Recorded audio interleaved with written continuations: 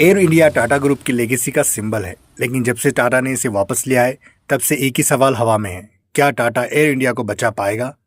पिछले कुछ महीनों की खबरों ने सबके होश उड़ा दिए। मेगा एयरक्राफ्ट ऑर्डर्स, विस्तारा का मर्जर और $1.1 बिलियन लाइफलाइन की मांग। क्या एयर इंडिया सच में डूबने वाली है?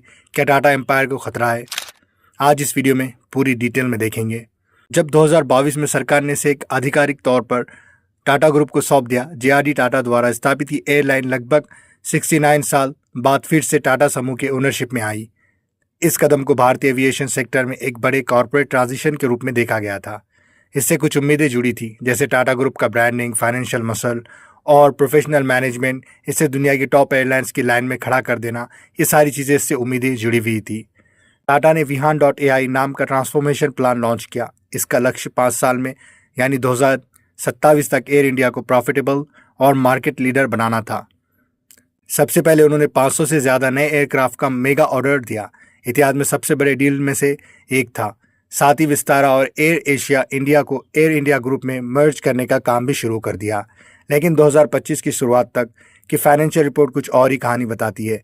फाइनेंशियल ईयर 2025 में एयर इंडिया ग्रुप ने $1.1 बिलियन यानी लगभग 9,500 करोड़ का बड़ा घाटा दर्ज किया।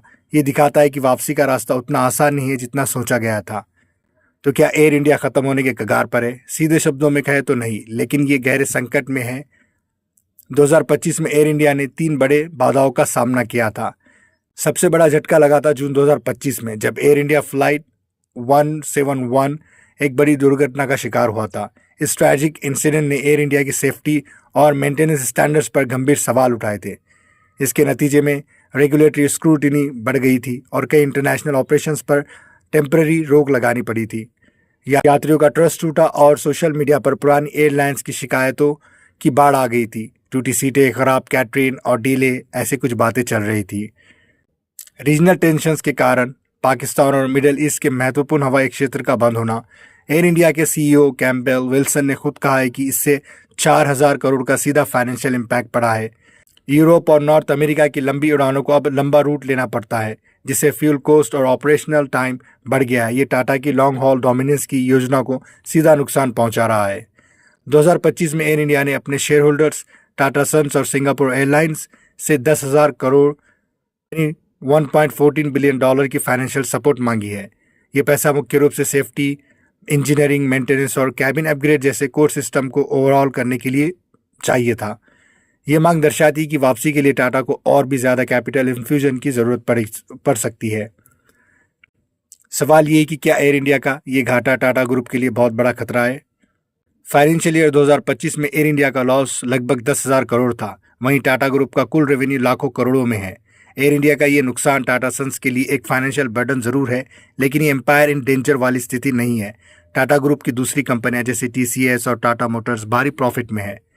10,000 करोड़ की लाइफलाइन के लिए हाँ करना टाटा की लॉन्ग टर्म कमिटमेंट को दिखाता है। वो शॉर्ट टर्म लॉसेस की परवाह किए बिना इंडियन एविएशन मार्केट पर डोमिनेट करना चाहते हैं। एयर इंडिया अभी ख़त्म नहीं हो रही है, बल्कि अस्तित्व की लड़ाई लड़ रही है। इसकी जान विहान.ai प्लान पर टिकी है। 27 तक पुराने वाइड बॉडी एयरक्राफ्ट जैसे बोइंग 787 को नए कैबिन इंटीरियर्स के साथ रिफिट करना, विस्तारा मर्जर जैसे विस्तारा की प्रीमियम सर्विस और कस्टमर सेंट्रिसिटी को एयर इंडिया में लाना। ये एक मर्जर होगा ग्रोथ के लिए। वैसे को हर फ्लाइट में एक जैसा वर्ल्ड क्लास एक्सपीरियंस देना, ये सारी चीज़ें इनके सर्वाइवल में शामिल है।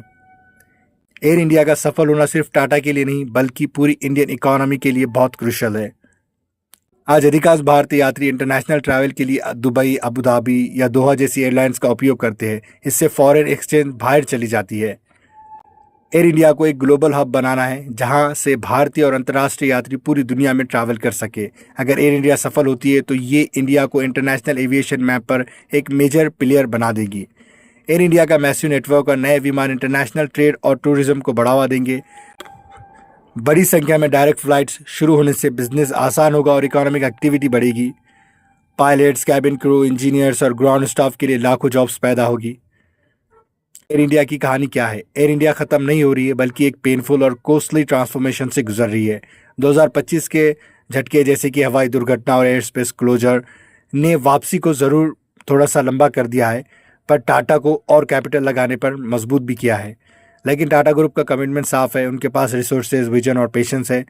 टाटा के लिए ये सिर्फ एक बिजनेस डील नहीं है, ये उनकी लेगेसी और नेशनल प्राइड का सवाल है। एयर इंडिया के लिए मुश्किल वक्त खत्म नहीं हुआ है, लेकिन टाटा का जो समर्थन है और मैसिव इन्वेस्टमेंट के साथ एयर इंडिया का सर्वाइवल सिर्फ मुमकिन ही नहीं बल्कि इंडियन एविएशन के भविष्य के लिए ज़रूरी है। आपका क्या मानना है? क्या टाटा एयर इंडिया को 2027 तक प्रॉफिटेबल बना पाएगा? हमें कमेंट में ज़रूर बताएं, और अगर आपको ये वीडियो पसंद आए तो लाइक ज़रूर करें।